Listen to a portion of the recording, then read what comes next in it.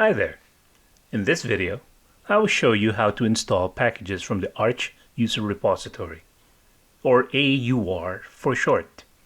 The AUR is part of the Arch Linux repository system, where the user community shares packages that are popular enough for users to want to install, but aren't part of the main repository. As you can see here, I already have a few packages downloaded.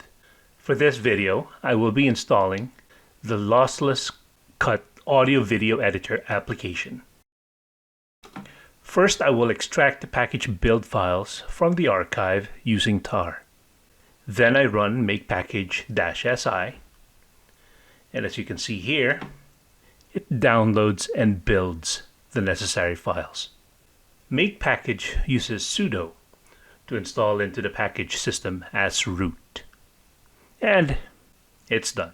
That's all there is to installing from the AUR. Thank you for watching and hope this video was useful.